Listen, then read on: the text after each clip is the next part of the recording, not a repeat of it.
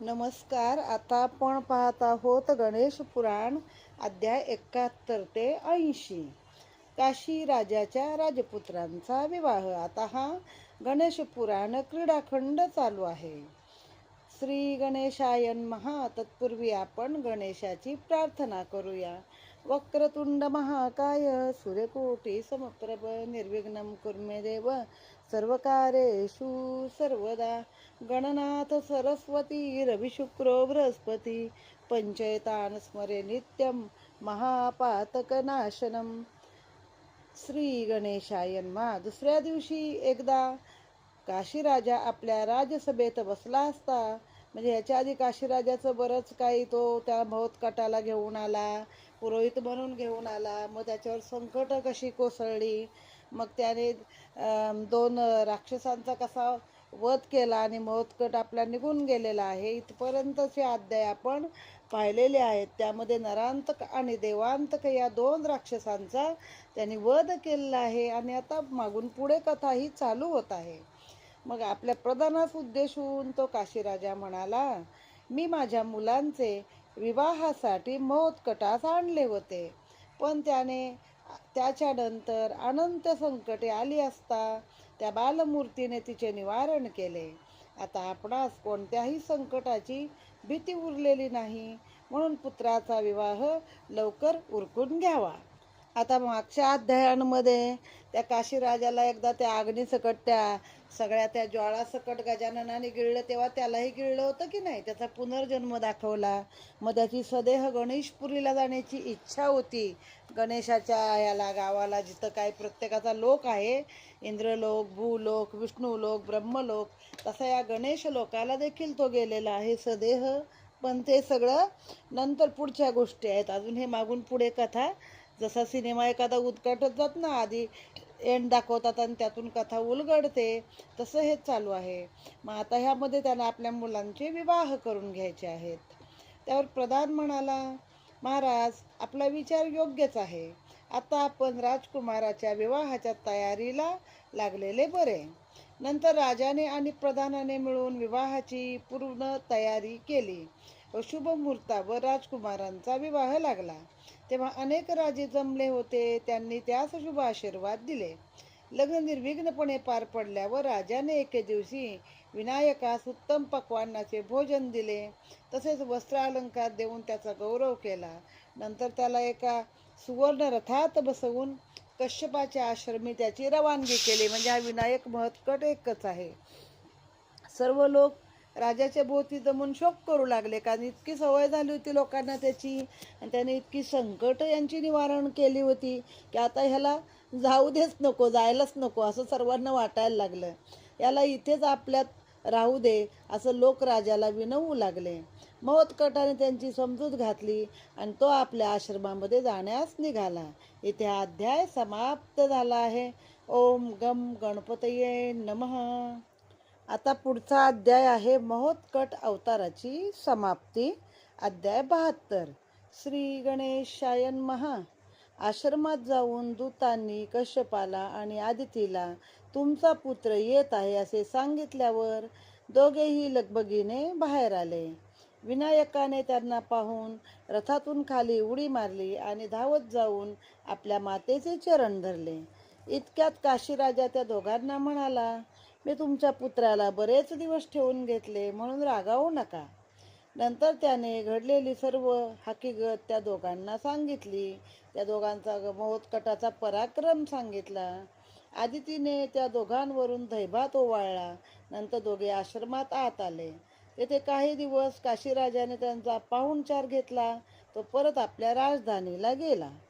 त्यानंतर कित्येक वर्षांनी विनायकाने निजधामास जाण्याची आज्ञा कश्यपाने अदिती यांच्याकडे मागितली. पण ते दोघेही पुत्रप्रेमाने आपली ताटातूट न करण्याची विनंती त्यास करू लागले. तेव्हा तो म्हणाला, तुम्ही जेव्हा जेव्हा माझे स्मरण कराल तेव्हा तेव्हा मी प्रत्यक्ष तुमच्या समोर येऊन उभा राहील. आता बरोबर आहे ना हो, आई बाप शेवटी, माहिती देवाचा अवतार आहे हा, आज ना उद्या आपल्याला सोडून जाणार आहे. पण पोरगा जाणार म्हटलं की दुःख होणारच की. भले परदेशात का होईना मुलगा आहे, या शहरामध्ये का होईना आपला मुलगा आहे, या देशात कुठतरी आहे, आईबापांना सकून आहे, पण आता मोतकट म्हणतो मी सोडूनच जातो. मग त्यांना वाईट वाटायला लागलं. मग तेव्हा ते म्हणाला, तुम्ही कधी पण माझं स्मरण कराल तेव्हा मी तुमच्यासमोर उभा राहीन. एवढे बोलून तो विनायक तेथल्या तेथे गुप्त झाला. त्यानंतर कश्यपाने विनायकाचे एक भव्य मंदिर बांधले. त्यांनी स्मरण करताच विनायक स्वतः मूर्तीमध्ये प्रगट होऊन त्यांना दर्शन देत असे. ब्रह्मदेव व्यासांना म्हणाले, यापुढे मी तुला गजाननाचे, त्याने भगवान शंकराकडे अवतार घेऊन काय काय लीला केल्या त्याबद्दल सांगणार आहे. इथे हा अध्याय समाप्त. ओम गम गणपतये नमः. अध्याय 73 आहे चक्रपाणीची तपश्चर्या. चक्रपाणी म्हणजे आपला विष्णू. त्रेतायुगामध्ये गणेशाने सिंधू दैत्याच्या वधासाठी शंकराच्या घरी अवतार घेतला. त्याच्या बाललीलांची ही कथा आहे. पूर्वी मिथिल देशात गंडकी नावाच्या नगरात महाविष्णू भक्त आणि पुण्यवान चक्रपाणी नावाचा राजा होऊन गेला. त्या राजाची पत्नी उग्रा ही महापतिव्रता स्त्री होती, पण त्यांना संतती नव्हती. त्या राजाने पुत्रप्राप्तीकरता अनेक उपाय केले, पण त्याचा काही उपयोग झाला नाही. तेव्हा तो अतिशय निराश झाला आणि आपल्या प्रधानाला आणि प्रजेला एकत्रित बोलावून म्हणाला, मला संतती नसल्यामुळे मी आता वनवास पत्करणार आणि तपश्चर्या करणार. माझ्या जन्माचे सार्थक करून घेणार आहे. तो इतके बोलत आहे तोपर्यंतच तेथे शौनक ऋषी आले. राजाने त्यांना उच्चासनावर बसवून त्यांची मनोभावे पूजा केली. शौनकाची पूजा आणि सत्कार पूर्ण झाल्यावर ते प्रसन्न होऊन म्हणाले, राजा, तुला संतती नाही म्हणून तू नेहमी खिन्न असतोस हे मला माहीत आहे, पण माझ्या आशीर्वादाने तुला उत्तम असा एक पुत्र प्राप्त होईल. ऋषींचा आशीर्वाद ऐकून राजा व पत्नी उग्रा दोघे आनंदित झाले व त्यांनी त्यास नमस्कार करून पुत्र प्राप्तीचा उपाय विचारला. त्यावर शौनक ऋषी सांगू लागले, तुम्ही रथसमाप्तीपासून 1 महिना सूर्याची उपासना करा. उपासनेस सुरुवात करण्यापूर्वी प्रथम पुण्याह वाचन, नांदी श्राद्ध, गणेश पूजन वगैरे करून ब्राह्मणांचे आशीर्वाद घ्यावे. नंतर सुवर्णाच्या कलशावर, आता तो राजा आहे हा, त्याला सुवर्णाचा कलश काही कठीण नाही आहे, ज्याला जे शक्य आहे त्यालाच ते आपल्या पुराणात सांगितलेलं आहे. सुवर्णाच्या कलशावर रवी मंडळाची स्थापना करावी. रक्तचंदन आणि तांबडी फुले यांनी देवाचे षोडशोपचारे पूजन करावे व सूर्यदेवतेस 12 प्रदक्षिणा आणि 12 नमस्कार घालून प्रार्थना करावी. याप्रमाणे नित्यकर्म करून हे व्रत पूर्ण केल्यास तुला पुत्र प्राप्त होईल. आपल्याकडे एक आदित्य राणूबाईची कथा सांगितली जाते बघा श्रावणामध्ये, म्हणजे ती सूर्याचीच उपासना आहे. त्यात पण रक्तचंदनाच्या रेषा ओढून त्याचं सूर्यरूपक करायचं आहे, सूर्याची प्रतिमा, आणि त्याला प्रदक्षिणा करायच्या आहेत. शौनकांनी सांगितल्याप्रमाणे राजा आणि राणी यांनी व्रताचे पालन करीत होते. एके दिवशी राणी रात्री निजली असता स्वप्नामध्ये सूर्यनारायण चक्रपाणी राजाचे रूप घेऊन तिच्याजवळ आला व तिला त्यापासून गर्भ राहिला. दुसऱ्या दिवशी राणीने राजास त्याच्या व्रतात ब्रह्मचार्याचा भंग झाला असता पुढे व्रत करणार काय असे विचारले. तेव्हा सूर्यनारायण आपणास प्रसन्न झाला, त्यामुळे खात्रीने पुत्र होणार असे राजाने राणीस सांगितलेले आहे. म्हणजे आता झालं, व्रताचा भंग गेला, तुमचं ब्रह्मचर्य तर नष्ट झालं, करायचं का? करायचं व्रत पुढं. इथे हा अध्याय समाप्त झाला आहे. ओम गम गणपतये नमः. त्यानंतर अध्याय 74, सिंधू राजपुत्रा सूर्याकडून वर. या उग्रा राणीला त्या गर्भाचा तेजोदाह सहन होईना, आता सूर्याचं तेज आहे ना ते, म्हणून तिने तो गर्भ समुद्रात नेऊन सोडून दिला. तेव्हा त्या गर्भापासून एक तेजस्वी बालक उत्पन्न झाले. त्यावेळी समुद्राने एका ब्राह्मणाचे रूप घेतले व तो त्या बालकास घेऊन चक्रपाणी राजाकडे आला आणि राजास म्हणाला, हे राजा, तुझ्या पत्नीने समुद्रात टाकलेल्या गर्भापासून हा तुला पुत्र झाला आहे, त्याचे तू रक्षण कर. राजाने त्या बालकाचे जातकर्म वगैरे संस्कार करून तो समुद्रापासून निर्माण झाला, त्यामुळे त्याचे नाव सिंधू ठेवले व राणीने लाडाने त्याचे नाव रक्तांग असे ठेवले व तो उग्रेच्या पोटी जन्मला म्हणून त्याचे नाव उग्रेशन असे ठेवले. तो विप्राच्या प्रसादाने झाला, ब्राह्मणाने आणून दिला ना, म्हणून त्याचे नाव विप्रप्रसादन असेही त्याला म्हणत असत. पुढे हा मोठा झाल्यावर एक दिवस आईवडिलांना म्हणाला, मला तपश्चर्येसाठी अनुमती द्या. तपश्चर्या करून मी तिन्ही भुवनांचे राज्य संपादन करेन. हे ऐकून राजाने त्यास तपश्चर्येत जाण्याची त्याला आज्ञा दिलेली आहे.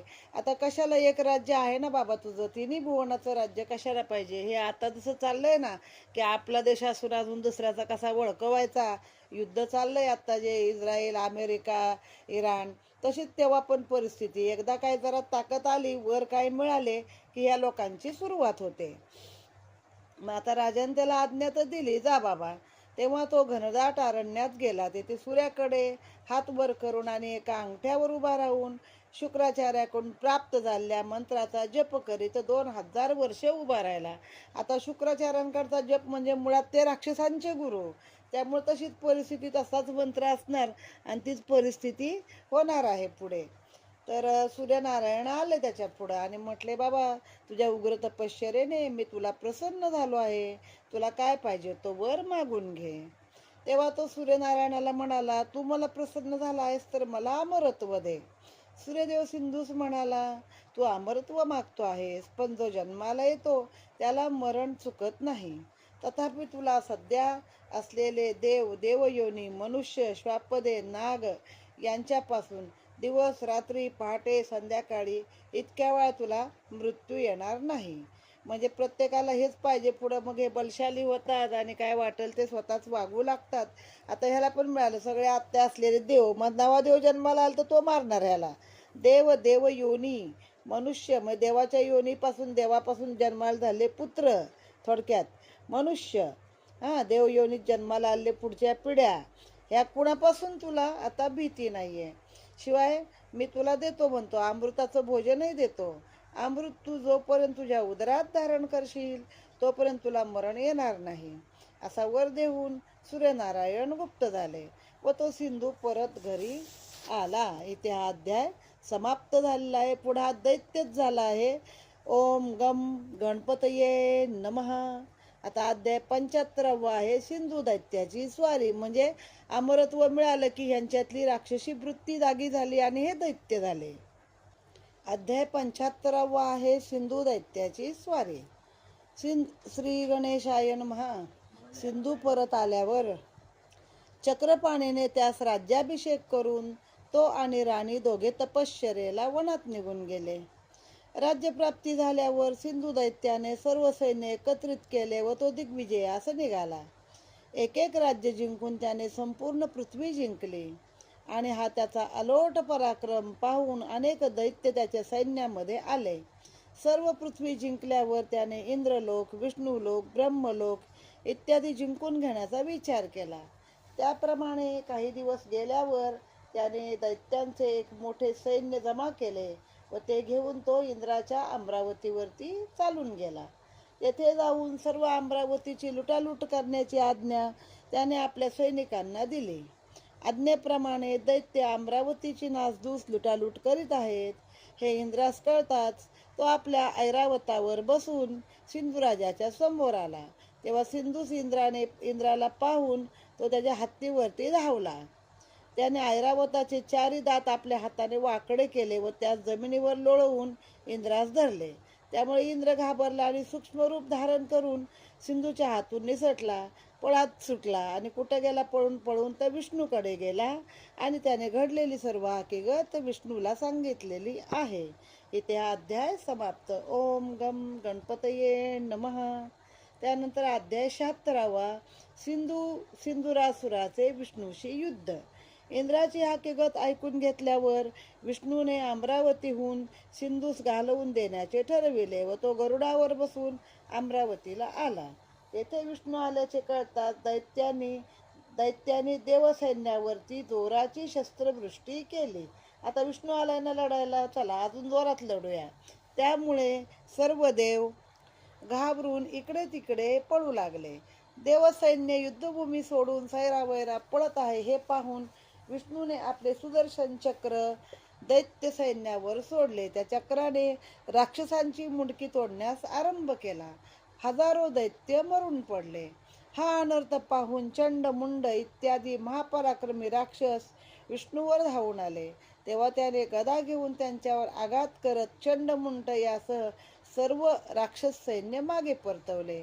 आपला पराभव होत आहे हे पाहून सिंधू दैत्य द्वेषाने देवसेनेमध्ये शिरलेला आहे. आता दैत्य म्हणजे काय, आपण विचार करतो ना, राक्षस, शिंग, दात, क्रूर, असं काय नाही. आता जसं आहे माणसासारखीच माणसं असतात पण कसं दुष्टाने वागतात, तसे तेव्हा त्यांचं पण ते आधी मनुष्य रूपातच होते ना. ते वर मिळाले की काही हातामध्ये शक्ती आली की निघाले लुटायला, मध्ये दैत्य रूपाने झाले. इथे अध्याय समाप्त झाला आहे. ओम गम गणपतये नमः. पुढे अध्याय 77 आहे. विष्णूचा पराभव झाला. श्री गणेशाय नमः. देवसेनेत शिरल्याबरोबर सिंधूने प्रथम इंद्राला एक थप्पड मारून खाली पाडले. नंतर कुबेर, वरुण, यम इत्यादिकांची त्याने इंद्राप्रमाणेच अवस्था केली. त्याने विष्णूचे चक्र त्याच्या हातून काढून घेतले आणि विष्णूचे मस्तकावर आपल्या गदेने प्रहार केला. पण विष्णूने त्याच्या मस्तकावरती आपल्या गदेने प्रहार केलाय. गदा विष्णूच्या हातात आहे ना. पण सिंधूने त्याची गदा आपल्या दातांनी चावून तिचे चूर्ण केले. त्याचा हा पराक्रम पाहून विष्णू प्रसन्न झाला व म्हणाला, मी तुझ्या पराक्रमाने संतुष्ट आहे. तुला पाहिजे तो वर मागून घे. तेव्हा सिंधू त्यास म्हणाला, तू हे युद्ध सोडून माझ्या गंडकी नावाच्या नगरात जाऊन राहा. कारण त्याचे वडील होते ते विष्णूचे भक्त होते या सिंधू राजाचे. त्याप्रमाणे विष्णूने केले. त्यामुळे तत्काळ युद्ध संपले. त्यानंतर सिंधूने सत्यलोक, कैलास या सगळ्यावर स्वारी करून ते जिंकून घेतले व तेथील व्यवस्था पाहण्यासाठी त्याने आपले अधिकारी नेमले. इतके झाल्यावर तो आपल्या गंडकी नगरात आला. येथे विष्णूला व इतर देवांना ठेवून त्यानं नगराबाहेर न जाण्याची ताकीद दिली. म्हणजे गोड बोलून त्यांना त्यानं एक प्रकारे कैदीच बनवलाय आणि ओलीसच ठेवलाय की आता नगराच्या बाहेर जायचं नाहीये, काय आहे ते इथंच राहायचं गपचूप. मग त्याने सर्व राज्यभर दवंडी पिटली की आजपासून कोणीही देव, ब्राह्मण किंवा गायी यांची पूजा करू नये, तर आपलीच पूजा करावी, म्हणजे त्याचीच पूजा करावी देव म्हणून. असं एकंदरीत आता मातला तो चांगलाच. आता त्याचा पुढे गणपती कुठला तरी अवतार घेणार आणि त्याचं नाश करणार हे तर ठरलेलंच आहे. आता इथे हा अध्याय समाप्त झाला आहे. ओम गम गणपतये नमः. त्यानंतर अध्याय 78. देवांनी विनायकाची प्रार्थना केली. श्री गणेशाय नमः. सिंधूच्या येथे बंदिस्त असलेल्या देवांनी आपली सुटका कशी होईल याचा एकत्र येऊन विचार चालविला. ईश्वराला शरण जाऊन त्याची आराधना केल्यास तो प्रसन्न होऊन आपली सुटका करील असे ब्रह्मदेव म्हणाला. त्यावर बृहस्पती म्हणाला, एका विनायकालाच ईश्वर ही संज्ञा आहे. तेव्हा आपण त्याची भक्तिभावाने पूजा केली तर तो आपणास प्रसन्न होऊन आपले काम सिद्धीला जाईल आणि आपली सुटका होईल. देवांनी दशभुजा गणपतीची सिंहावर आरूढ असलेली मातीची प्रतिमा करून त्याची एका मंडपामध्ये स्थापना केली. मग तेव्हापासून आराध्य देवाची किंवा गणपतीची मातीची मूर्ती करण्याची पद्धत आहे बघा. देवांनी पण त्याची मातीची मूर्ती तयार केली होती. त्यानंतर षोडशोपचारांनी त्याची पूजा केली व त्या मूर्तीतून अत्यंत विलक्षण असे तेज निर्माण झाले. हळूहळू ते तेज सौम्य होऊन त्यातून विनायक प्रगट झाला. तो देवांना म्हणाला, तुम्हाला सिंधू दैत्याने पीडा दिली आहे हे मी जाणून आहे. त्या दैत्याचा नाश करून पुन्हा धर्माची स्थापना करण्यासाठी मी लवकरच पार्वतीच्या उदरी मयुरेश्वर या नावाने अवतार घेणार आहे. कृतयुगात विनायक म्हणतात, मी त्रेतायुगात मयुरेश्वर नाव धारण करतो, द्वापार युगात गजानन असे मला म्हणतील आणि कलियुगात धूम्रकेतू असे नाव मला मिळेल. आता प्रत्येक देवाची आजकाल सहस्त्र नावाची नामावलीच आहे, येते ती विकत मिळते. तसं त्याने आता सांगितलं आहे. म्हणजे इथून पुढच्या कथा आहेत त्या पार्वतीच्या पोटी अवतार घेतल्यानंतर गजाननाने काय काय पराक्रम केला आहे त्याच्या कथा आहेत. इथे अध्याय समाप्त. ओम गम गणपतये नमः. त्यानंतर आहे अध्याय 79. पार्वतीने तपश्चर्या केलेली आहे. श्री गणेशाय नमः. कैलास पर्वताचा त्याग केल्यावर भगवान शंकरांनी ऋषीमुनी आणि पार्वतीसह मेरू पर्वतावर आनंदाने कालक्रमणा करण्यास सुरुवात केली. आता जेव्हा जेव्हा त्यांच्या कैलासावरती आक्रमण होतं तेव्हा ते एकतर मंदारावर जातात, नाही तर काशी क्षेत्री राहतात, नाही तर मेरूवरती राहतात. एके दिवशी पार्वतीने शंकरांना विचारले, हे पतिदेवा, आपण सर्व देवामध्ये श्रेष्ठ असल्याने आपणास महादेव म्हणतात. असे असताना आपण नेहमी कोणाची भक्ती करता? तो कोण आहे ते मला सांगावे. पार्वतीचा हा प्रश्न ऐकून शंकर म्हणाले, हे प्रिये, असं बायकोला हाडतूड करून बोलत नव्हते देव, चांगलं प्रिये म्हणायचे सगळे. बघा, विष्णू लक्ष्मीला, शंकर पार्वतीला. हे प्रिये, हा तुझा प्रश्न लोककल्याणकारक आहे. सत्व, रज आणि तम या 3 गुणांना जो आपल्या स्वाधीन ठेवतो त्याला गणेश म्हणतात. त्या परब्रह्म परमात्म्याचे मी ध्यान करतो. जोपर्यंत तू एकनिष्ठेने त्याचे ध्यान करणार नाहीस तोपर्यंत तुला या स्वरूपाचे यथार्थ ज्ञान होणार नाही. मी तुला त्याच्या प्राप्तीचा एकाक्षर मंत्र सांगतो. त्या मंत्राचा 12 वर्ष एकाग्र चित्ताने तप कर, जप कर, म्हणजे तुला त्या स्वरूपाचे ज्ञान होईल. असे सांगून शंकरांनी पार्वतीला एकाक्षर मंत्राचा उपदेश केला आहे. आणि हा उपदेश घेऊन पार्वती मेरू पर्वतावर तपश्चर्या करण्यास बसलेली आहे. इथे अध्याय समाप्त झाला. ओम गम गणपतये नमः. अध्याय 80. गजाननाने पार्वतीला वर दिला. श्री गणेशाय नमः. 12 वर्ष पार्वतीने तपश्चर्या केल्यानंतर एक दिवस गजानन तिला प्रसन्न झाला. गजाननाने तिला दर्शन दिले. तो म्हणाला, वर माग. तेव्हा पार्वतीने त्याला वंदन करून सांगितले की तू माझ्या पोटी जन्म घ्यावास, माझा पुत्र व्हावास, हाच वर मला दे. तेव्हा गजानन तथास्तु म्हणून गुप्त झाला.